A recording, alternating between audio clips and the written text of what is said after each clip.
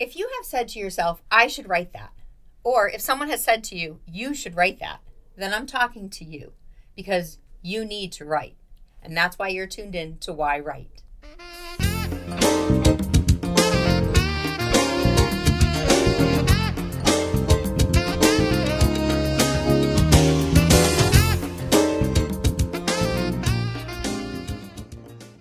Hi, welcome to yWrite. I'm your host, Angela Grout, and thank you again for tuning in to another episode of yWrite, learning why writers write and why you should be writing too.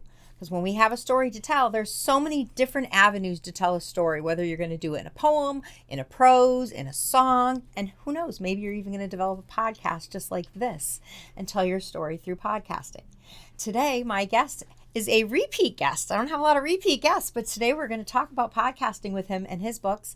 And his name is Michael Tourville, and he's from Agawam, Massachusetts. And he was on episode 6. So, if you want to go back and watch episode 6, that'd be great, because he's written 2 books, and one of the books became a movie, and one of the books became a podcast. So we're going to talk to him today about his podcast called The Healing Voice Project, and we're going to learn a lot about his book that is called Voices from the Fallen, True Stories of Addiction, Grief, Recovery, and Courage. So again, let me welcome my guest, my repeat guest, Michael Tourville. Thanks, Angela. Thanks for having me. Glad to be back 90-something episodes later. Yes. Here you are, 90-something episodes later, you're back. I thought I'd be the 100th, but... Well, you're close. All right, close, right. Possibly, maybe. I don't know. Get the balloon, cue the balloons to fall from the ceiling for our 100th episode, please. You're on the first episode, episode 6, but the first time you were on, we talked about your book, A Promise to Astrid. Mm-hmm. And, you wrote the book, and then it was developed into a movie, which I thought was, like, the coolest thing. It's cool. It's very cool. Yeah. Now you have Voices from the Fallen, which developed into a podcast. And I want the audience to know, like, sometimes, when we write a book, we think we're just writing a book. Yeah. And then, they develop into these things, these we didn't even plan for. Absolutely. And that happened. I didn't plan for anything in the first book, and certainly nothing from the second book. And the books, by the way, are totally different. Oh, 100%. They are just as different on the dial as they could Well, same as be. mine, too. So, right. we're all over the spectrum here. Actually, I'm working on a third one now, which will be as different as these two. Oh, but nice. that's another podcast episode. Yes. Oh, my God. This is great. We're going to have them on a third time. Yeah. Number 101. That sounds good. Can you do that? It'll be in a couple weeks. I'll plan it. I don't know. I can't write that fast. Oh, well, maybe it should be 106. Okay. So then they're exactly 100 episodes apart. Yeah, well, it is different, and you're right. The first book was just, as we talked, and I'll hit that briefly, just because it was a story written for my family. Mm-hmm. Here's something that happened when I was a 27-year-old man, and our neighbor, and here's all that transpired. It's such an interesting little story. Yeah. And then years later, it did get the attention of a movie producer, not Steven Spielberg level, but still. Well, it's a very faith-inspired book. It is. It's a story, because we have these I don't even want to use magical, but we have the spiritual thing that goes on around us that we're not aware of, but you are awoken to it. You were going to say like magical moment type thing, right? Yeah. And that's about what it was. But at the time, I didn't realize exactly what was happening. In hindsight, you look back and you say, wow, that's quite an amazing story. And in the aftermath of it, even more so. And so, the story to me had to be written because it just had to be for the family. Hello. That's why you just feel it. People used to say, why did you write this book? And I'm like, I think that's why I started my podcast, because people are asking me why. And I'm like, I don't really know. I just knew I had to do it. It was a story that had to be shared. And that sort of happened to me too. It was something that had to, like, okay, what's next? And as Les and I talked about it, and he walked me through it. But Les is our producer. Yes, behind the camera right now. It was a process very different from the first. And when you're writing a story, the 2 different types of books. One about this wonderful woman who helped us out, and it's like a Hallmark movie. It's a nice feeling. It's magical moments type stuff. Very right? magical. The second one was a more serious topic, obviously. Voices from the Fallen is about 8 stories in Western Massachusetts, all with different causes, effects, and outcomes that hopefully reflects the diversity of people that go through this. And so you want to say, okay, how do we make this relatable? Yeah. And I knew if I wrote one story, it wouldn't be relatable to a lot of people. Yeah. Until you found a different story, and the ages, the genders, the circumstances, they all differ. And hopefully if someone who's reading it wants to mean something, maybe 7 of the 8 stories don't resonate, but one does. Yeah. And that one could trigger maybe different decision making. Yeah. Or something relatable and help a family, take different choices, make different choices. Well, same with doing the yWrite podcast. Like I'm bringing in different people so that if people are looking to write their story, they can say, oh, I can try it Mike's way. I could try it Angela's way. I could try it, so-and-so's way. Yeah. And, you want to find someone that's going to resonate with your audience. Right. With that. Your promise to Astrid, you're talking to a woman who's speaking to God directly.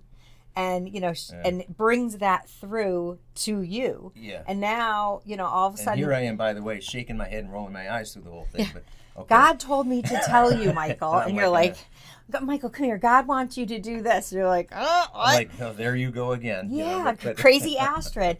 And, you're telling her story from what you witnessed and lived through. Right. But now you have voices from the fallen and you're telling other people's stories. Yes. Through not what you've witnessed, but what you've researched, what you've, come to know.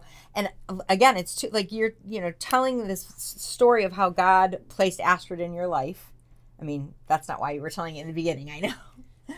It turned out that way. Now, then you're going to addiction and, really darks. It's like the opposite, little dark. Well, it can be. I'm going to ask you, were you ever an addict? No. Okay, so you're not a recovering addict who feels like you need to share your story, but you're drawn to these people who need to tell their stories. And initially I wasn't drawn to it, but the circumstances and the situation and all of that transpired, which I'll tell because people say, how did that happen? And you're right, I'm asked that a lot. You're doing the podcast to write the book because are you in recovery? No, I'm not. I've had people in my family, and many, many friends, and many friends whose I think everyone at some point in their life is going to be have the influence of someone. It's hard to find a family who's not affected. No, everyone's affected. And that, I think, was an overwhelming recognition from me to say, my goodness, I can hardly find a family who's not affected by this. Yeah. Because every conversation I've had when they say, oh, you're doing a podcast. Oh, I heard. Yeah, by the way, my brother, son, father, mother says, I'm like, wow, I didn't know that. Yeah. So I'm hearing that people are more likely to talk about it when there's some familiarity to it. Which definitely brings us to why you started the podcast, because I know like when you write the story and you shared seven stories, eight stories, it's like, okay, so people come to you and they're like, I want to tell you my story. Will you help share I have so many people coming. Will you help me write a book? Well, you know what's, and I didn't say, I'm going to write a book about addiction.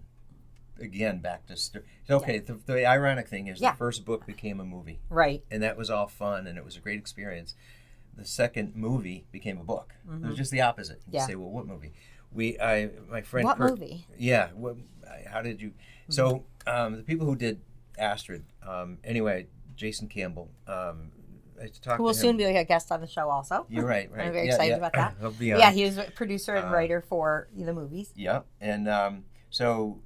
I mentioned to Jason once, I said, look at Jason, you do all these movies, the Astrid movie, of course, about high school bullying, about internet safety, about really purposeful movies. I said, my friend's son died from a heroin overdose. He speaks at schools, and it's such a problem. It's not addressed, and maybe we should do a movie about that. And I'm thinking Jason's going to say, yeah, good thought, but, I'm busy. Let's talk next year kind of a thing. And I'm like, but at least I thought I'd see what his thoughts were. He listened to me for 20 minutes, and then he said, you know what? Let's do it. Yeah. Let's do it. That's important. And so here's what we'll do. We'll start writing the script. I said, hold time out. Yeah. I said, we need the family's permission to do this stuff. Need the family's permission. Get their butt. See how this is. Anyway, we talked through all that, met with the Jonah family. Long story short, this was in June of 2019. Yeah. We started writing. We started doing some casting calls, auditions. We started looking at filming locations. We started doing all kinds of things. And this was for the movie based on the true story of Jack Jonah. Jack Jonah. And the movie is called Jack Jonah, Making Courage Courageous. And his father, Kurt, has been on the show also talking about the making of that movie. Right. And that was a blur. The 2019 summer was all the casting and writing and auditions and filming and everything else, and we were done at the end of August. Yeah. Remember, the conversation was early June. By the end of August, it was done. That's amazing. And that was a accelerated pace. But it was memorable, not only for getting that done, but the new friendships that were made and the people in the community and so many people that became part of that and businesses that contributed. Well, as you know, I am one of the coordinators for the West Springfield Ecumenical Outreach Program where we serve meals. And we invited you in to show this movie at one of them. And I mean, a lot of these people who are coming to these meals, are hard on their luck. Some of them are addicts or recovering addicts or just out of jail or whatever. And here they're watching that movie. And I mean, the line of people you had coming to you at the end saying, the story resonated with them. They totally understood like how this character felt or that character felt, or even how, Jack felt as an addict, like hiding his addiction. And then, all of a sudden, unfortunately passing away in his family home from, and shocking his family that he had this addiction. And then, and that's unfortunate and not uncommon. Hiding the addiction for one. And during that process, certainly I've known Kirk and his family since Kirk and I were 5 years old, so I knew everybody pretty intimately, closely. But and during the process and meeting people, and I said to Kirk, just simply asking, hey, when you speak at schools and show the movie, do you have anything to hand out, like a pamphlet or something with information about Jack, resources, things like that? Just a simple. He said, no, I don't. I should. I said, well, let me help you write something up and put something together. So as I started talking to people, and my Aunt Marilyn and Uncle George run a Celebrate Recovery program, which is a nationwide program. They do it locally in Western Mass. And they said, Mike, this person, Dennis, you should talk to, and this person, and this. And so I started meeting with people to learn more. And I'd sit across their kitchen tables, listening to them and shed tears with them. And heard the stories, and some have good endings, meaning the recovery. They're sitting in front of you telling the story. You're not hearing it from the other side. Right. I'm hearing their point and the down and dirty stuff and all that what happened, and I'm taking notes and remember. And I said, oh my gosh, this isn't a couple pages in the pamphlet. This is its own story. And then another family who I'd meet with, and meeting with these people, I said, oh my goodness, so this is going to be more than a pamphlet. So I figured it turned out to be 8 families, 8 stories. And, it's interesting because, you're right. When people go to any kind of presentation, whether it's, Kurt doing his presentation on why you should never try drugs, or, if it's, whatever it is, people want to walk away with something. So if you can have a book that you can sell at the end, that gives them a piece to take home to remember. And a lot of people will start the book. I mean, develop their keynote talk or their presentation or their class, and then evolve into a book like this has. Now you have this book who, obviously could be volumes because you have, a few stories in there, but you have more stories. So now there's this opportunity to create a way to tell these stories in a new way. There is. And after writing the book, and they can be heavy, but again, we had to have a positive spin about the recovery. Sure, we don't ignore death. We can't. That's a part of this whole thing. But in the recovery and the uplifting and the families reunited, and nobody wants to read a 200-page book about addiction story unless it's a rock star, and people can't relate to that. I needed to make this relatable and short and readable. So making it that way, and they're all told from the first person point of view. Which I love. Like as a writer, I always like writing from the first point of view. And when I share it, I have to every time I have to say this is a fictional memoir, because some people will say, you went through that? And it's like, well, no, I'm writing in the first person. It seems easier because it's more impactful, I think, and 100% emotion comes out. And so we wrote it as if it was the person telling me, I'm telling it in their voice, and then insert some family members too in their first person. So you see their perspective, how it differs and contrasts the other person. So that's an important factor too. So in doing all this, and once those stories were, and by the way, it was exhausting. It wiped me out. It took months and months. I had to take a month off because oh my God, I'd be crying at the desk. Oh my God, I can't believe I can't write this. Came back, finally finished it, but it was wiped me out. And why it wiped me out is because obviously they're tough stories. But afterwards, and once it was read by some treatment center directors and other people going through recovery, they said, oh my gosh, I know a friend at this treatment center. I know a friend at this, his stories. Mike, you should write his story down. So I started meeting with people, and they were telling me stories that were just blowing me away. And I said, you know what? I don't think I can go through this again. I don't think I have the emotional capacity to do this again. There's got to be an easier way. You the way you write and the way stories come to you resonates with me so much, because this is like how, like, he makes me feel so normal, because like I will be waking up in the middle of the night writing a story from, an imaginative, whether it's a muse or a dead person or my imagination. Right. But it's like, I get so many of them that I'm like, how can I tell all these stories? Like, each one seems like their own book. Yes, and like, to have them on my podcast would be great, but a lot of these people aren't even alive because they're muses, and I'm like, okay, how do I bring life to them? Life to them, which we can do through a book, whether we're telling right, whatever story. Yep. But I mean, now you get to invite living people who have survived or are surviving. That being said, yes, a lot of people who, rather than write their stories, and the people in the book, some of them, the subject have been on the podcast. Sharing the story verbally, and certainly there's a lot when you're connecting with somebody that the audience would see differently.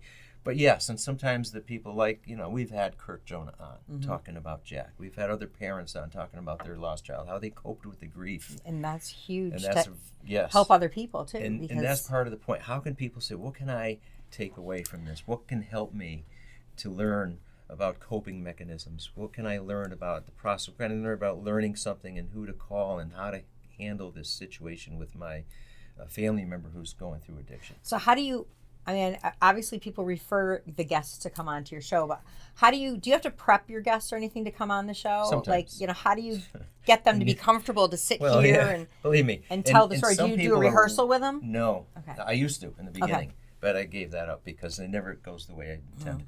But that's okay. Yeah. It's okay. In fact, the more I scripted, the worse it was. I said I threw away the pages of script, my script here, yeah. Right, yeah. Which is just general questions. Oh, you got to have some things to remind, and I do. And I know we'll touch on all of these, but I need reminders.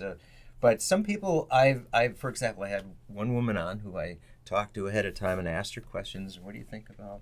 And she goes, yeah, that's okay.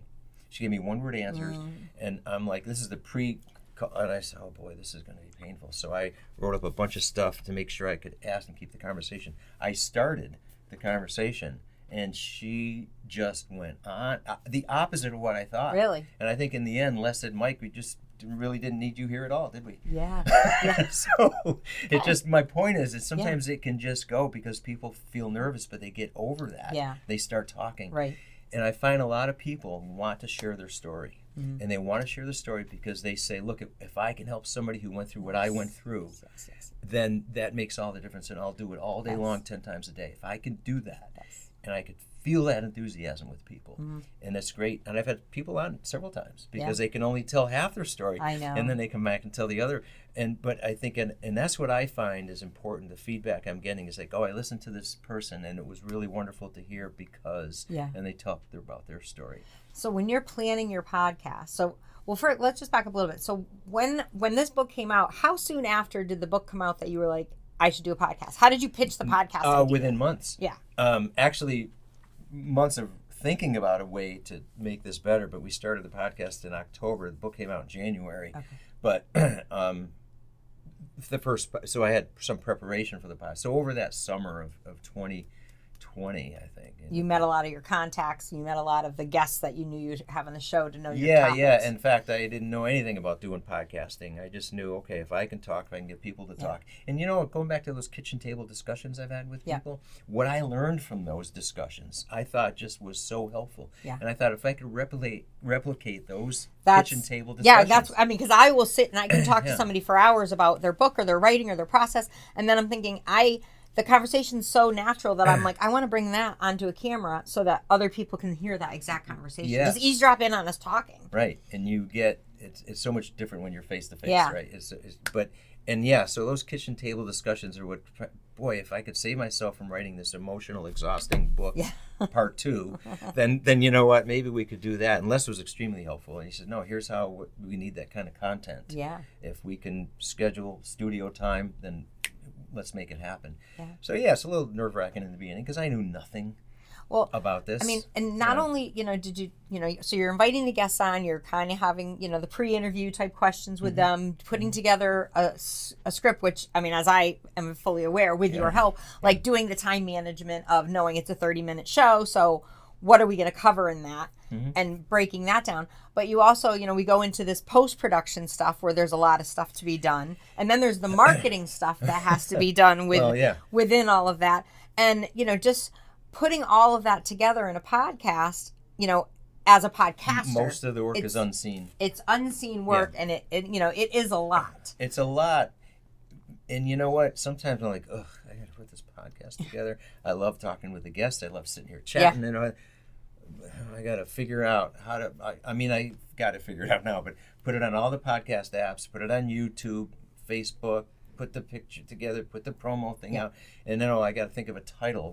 What encapsulates, in as few words as I can possibly muster up, that particular show. What nails the topic of that person's personality, the message, and so on. And sometimes I have to think, oh yeah, this is perfect. But what I do a lot is I watch the video, which I can't stand watching, by the way, because I cannot stand listening to my own voice. And it's painful, but anyway, that's another side. Oh, I watch it and I'm like, why did I put my hair like that? What's wrong with that shirt? Why did I wear that? And I'm like, the hair thing is always a big deal, especially for men. But I can't stand doing that. And so, thank God Les is editing, because I would do an awful job. Let's skip through this, But I guess my point is, when I hear somebody say something impactful, and I think, that's the quote, that's the title, that's the message, and I pull it out of the conversation, then I wouldn't remember until I watch it. Right?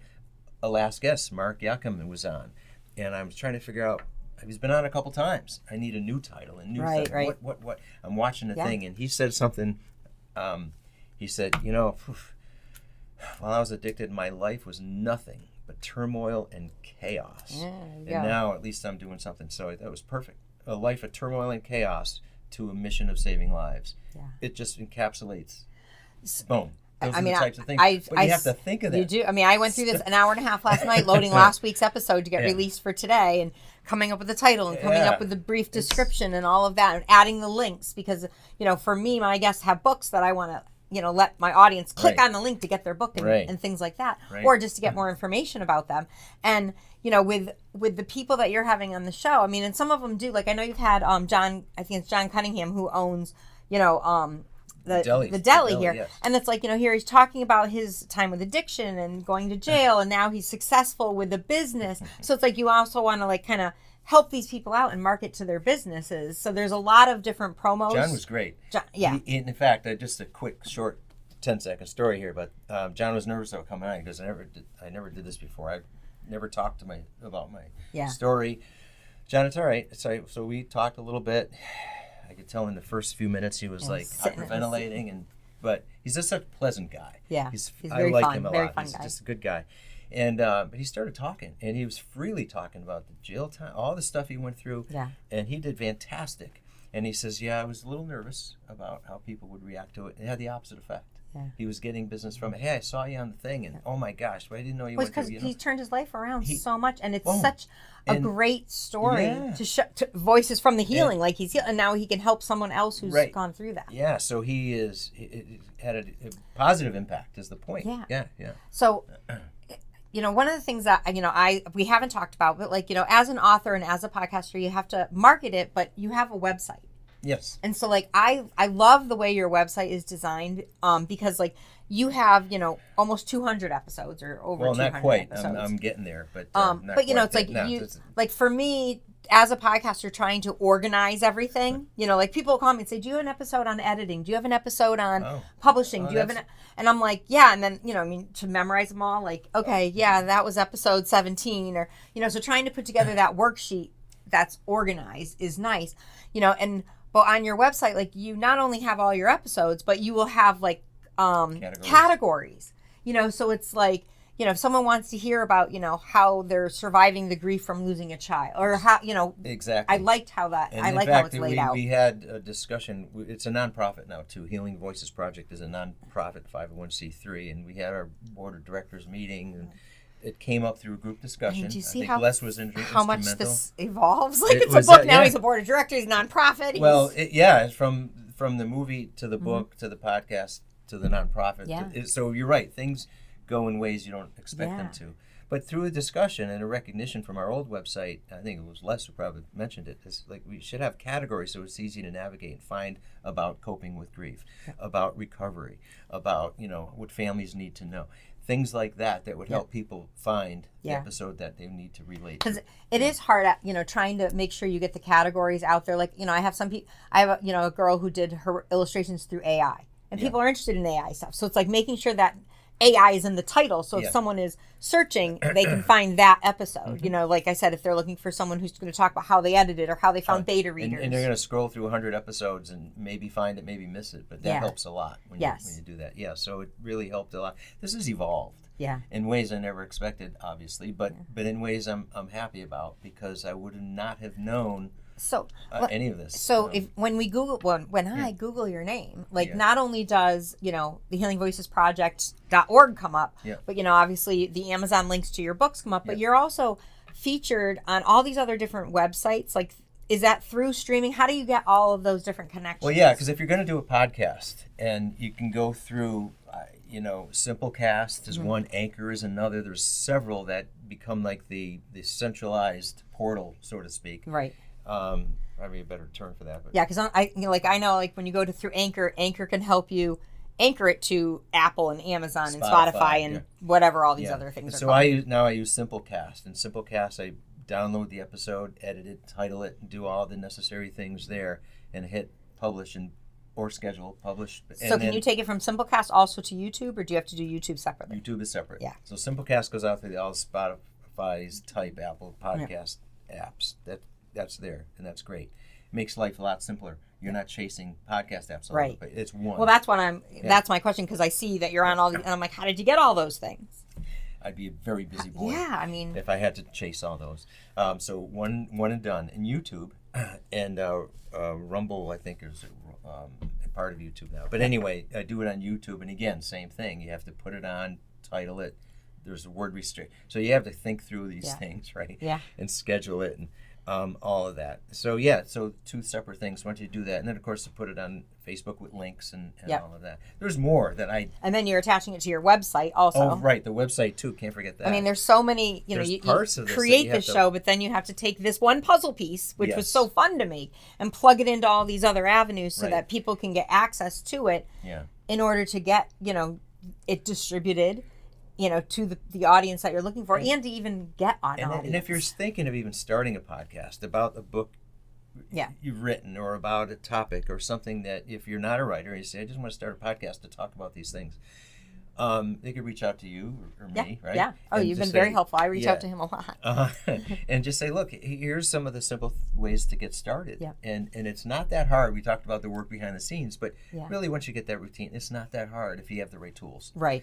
And my opinion on many things, I would just say, I'm a little nervous. I don't have it quite right yet. Yeah. Do it anyway. I mean, just do it anyway. I created, and I was telling you sort of create a little worksheet that, I check off, I've done my pre-interview, I've done, my confirmation. You're far more organized than I am. To, come in, but it's still just, taking all my little notes, this is your first episode, and so I keep them all in a book so I can go back to, look at them and know what we talked about and really come up with, when I have free time, to go back and add more words, for people to word search and you're things. Very far more organized than I am. You have a lot more guests and a lot heavier topics. Well, and I think that, again, sometimes I've asked people, do you want to talk about this ahead of time so we can talk through some people require it because they're a little nervous about it. Understandable.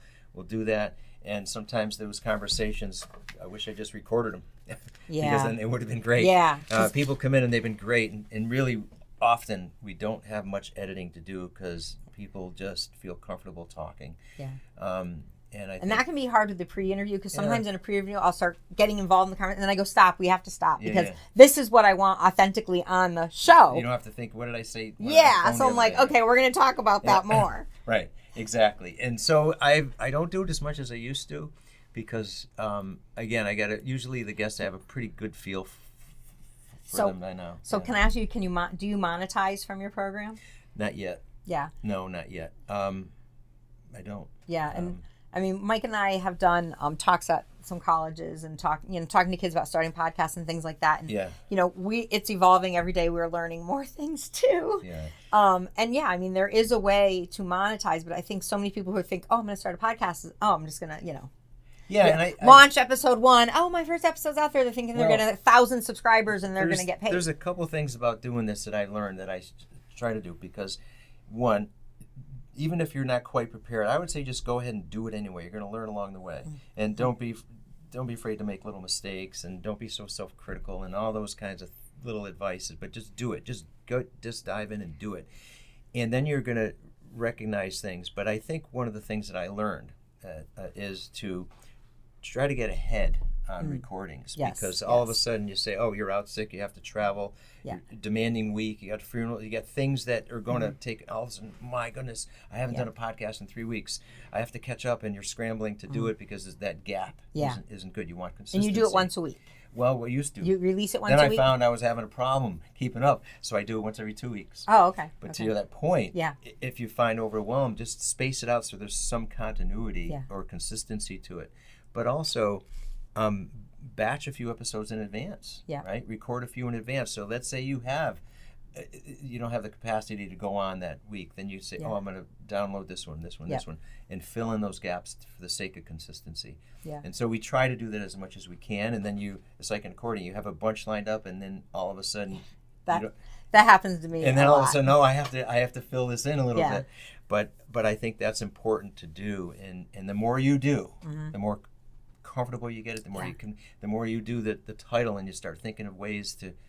Right. I mean, because as a podcaster, you got to have, I mean, for me, I feel like you have to have some sort of uniformity with it, whether it's the introduction, the closing, trying to make sure that, your guests see the branding when they're looking at your show. Like, I know you have a banner on your, so it's like it just, just like when you're watching TV and you're flipping through the channels, like, oh, you see your favorite actor, you automatically know what show that was or something. Repetitiveness helps when you can. And so, there's and I think if you're writing a book, right, and one of the things you say, how do I promote my book? Do I just write the book, put it on Amazon, and go, wait? No, do something. And not say, just make a movie out of it. Oh, do a podcast out of it. Well, even hype it. You got to hype it up in different ways. You got to do something about it, because how are you going to let people know about it? Right. And also, besides running your own podcast, is ask to be a guest on other people's podcasts, because then you can have a chance, and it doesn't cost anything, to talk about your book, your project, your events, what it is that you're doing. And there's so many choices. And you find a podcast guy out in Kansas or whatever, but do it by Zoom. Right. There's so many. Yeah. I mean, and like when you're saying do batch recordings, like when I have a Zoom, because I have people like you from all over the country and the world that want to come on the show. It's like, okay, if I can record the Zoom in my own like home studio, not that I have a really home studio, but I hang the banner up on a wall like this, but I can record that and do 2 or 3 so that, then they can kind of be banked so that, I can either plug it in. Yeah. Yeah. And, and it does work out nice because you want to have the consistency so that your audience knows that there's different contexts coming out all the time. Right. Because podcasts are informational, videos and storytelling that you don't want the same thing every single, day. Right, exactly. We try to vary it up too, because if I had the same recovery story week after week, as uplifting as they might be. And as similar as or even as unique they must be, talking to a parent about losing, their child, or I don't want to say losing, just like going through helping their child, or a wife or a husband, or, there's so many different, voices to be heard. We've talked about mental health. We've talked about food addiction. We've talked about things. And you're right, because it all relates. Yes. And mental health is a pretty important topic, too, because we talked about TBI, traumatic brain injury, and how some of these mental health issues, depression, can possibly lead to addiction, or for family members and their inability to cope. So there's so many related topics that you want to fill in, like you said. And yours, are we going to talk about editing? Right. 1 week. We're going to talk about writing another week. I mean, because everybody wants to talk about their book and why they wrote their book, which I'm always fascinated. Like, what was the why behind your story? Yeah. Because whether it's inspiration or, the research, but then, there's that whole other side of it of, well, how did you sit down to write this? Right. How did you get it published? How did you get it edited? Did you get beta readers? Did you, what was that process like? Because everybody needs to kind of go through that when they're doing it. And even that just gives exposure for the author, because as the guest on the show is sharing their story, you're like, wow, they really put a lot of work into that, and I want to read that story now. Right. And you're right. That's an important thing. How do you get people to want to read your story? Yeah. And you or can want talk to watch about your it. podcast. Yeah, you know, and I think there's so much that I'm learning. I don't know all the answers, but it's this. Yeah. Hence the reason for this show. Yeah. Right. You share this information. You get people that, hey, you know, I didn't think about that. Oh, yeah, that's a good point. There's so much I'm learning all the time. All the time about this. I mean, we learn from each other. Yeah, I mean, all the time. You know, just going to your website and seeing how you've grouped them together. Like, I'm thinking, I loved it. I mean, you got to have all that time, you know, to go through 100 episodes. Say, which ones did we talk about editing? Even if the editing was only talked about for 2 minutes, it's worth it. Right. But that's just, you know, are you going to send someone to watch that whole half-hour episode, or are you going to take that 2-minute clip and put it there? You know, I mean, there's a lot of different editing and cross-marketing and cross-referencing that you can do. So it would be good when we do start monetizing. I'm going to say when we do start monetizing, because, you know, we are at the point in our shows that we can get underwriters, we can get sponsors, you know, things like that to, you know, at least help with the production cost. I mean, we don't have a lot of production costs, but, you know, the time and energy spent into it, you know, and the gas to drive back for, I don't know. There's lots. The water that we don't have on set today to drink. But, you know, your podcast, you know, was one of the first podcasts that, you know, I was able to follow. Yeah. You know, to know how to do a podcast and, you know, the formalization of it. And then, you know, you were very generous and still are sitting down saying, okay, this is how you upload it. And, you know, like for us to share things like that, was you know, helpful. Yeah. It was very helpful. Yeah. And like even today telling, you know, the audience, like if you go to Anchor, you go to Simplecast, thank you. Yeah. You know, like these are ways to upload it, because creating a podcast can be, you know, kind of easy, you know, whether you're going to have a script or you're going to wing it. We're fortunate we have less for editing. And I think the other thing is, if you're doing, there are like Riverside is one good program. Check out Riverside if you're thinking about this, because and they have a good editing software there is too. A good editing software, and it's the novice can get through it. Yeah. You know, but yeah, there's all kinds of tools and research and. So what's your favorite part of having a podcast? Just meeting and having conversation with people. I mean, that's just ongoing, and sometimes I'm like, oh shoot, I have to do a podcast and I have such a busy day, but I do it, and then after the conversation I feel uplifted. I feel good because it was just it had a lot of energy to it, and then I feel better. So I love doing that. Well, especially when you're getting someone to tell their, you know, share pieces of themselves. You're like, you know what, I was complaining I had a busy day you know today. what, my favorite part is when I get people on and they say, I don't know, I've never done this before, I feel nervous about it, I'm just like and they're hyperventilating, and then in the end I'm walking out with them and they say, I feel great. That felt great. Wow. And I'm like, wow, this just happened for this person. And that's transforming. And they say, I want to share my story more. Can I come back? I was going to say, they're now really owning their story. You know, and there is a part of owning your story when you've told your story. Yes. So you go from the nervousness to the excitement. It really means a lot to me. All right, so we have a movie. We have a podcast. We have another book we're working on. What will that become? I don't know yet. Interesting. But we'll fill you in. There's another one being worked on now. And, you know, it's the busy people who seem to be really busy, because you're already busy promoting these and doing this, but now you're still writing another book. Squeezing a full-time job and all that. Oh, do you work full-time? Wait, you have that too? But you know, if anybody wants to know more, because the Voices from the Fallen, certainly it's on Amazon. A Promise to Astrid's on Amazon. But the podcast is Healing Voices Project, and it's a nonprofit. It's healingvoicesproject.org, and certainly all the episodes are on there. There's information about the book and resources and things like that. You know, we've talked, you know, even just as cross-sharing our guests, you know, because you've had guests who have written books, so obviously I love, you know, I want to have them on the show, and I've had some on, you know, talking about their process of writing their book, whether it was to, you know, obviously to heal them too, but to heal other people and to help other people. So, you know, it's nice when, you know, podcast hosts can help each other out with, you know, just made getting up a new word, pod hosts. I'm a pod host. Sharing information is so important, and gosh, that's why podcasts are so popular now. Because people hear, and you can listen and you're walking your dog. You know, you don't necessarily have to watch it, which I like. And you can binge watch. Like for you, and especially, you could binge watch it. Then that's great, you know. But you have the option of listening, and I think it's great information sharing. You learn stuff, and there's a myriad of podcasts I listen to, all kinds of topics. But Well, so this has been really informative, fun. you know, really fun. So both of your books are on, like you said, Amazon. They can go to healingvoicesproject.com. .org. Healingvoicesproject.org. And the Michael Tourville, you have your own website also. Right now it gets directed to that. All the arrows too many point. websites, but yes, and that's hard. And A Promise to Astrid, it's on Amazon. It's a wonderful. God bless Astrid, you know. Yeah.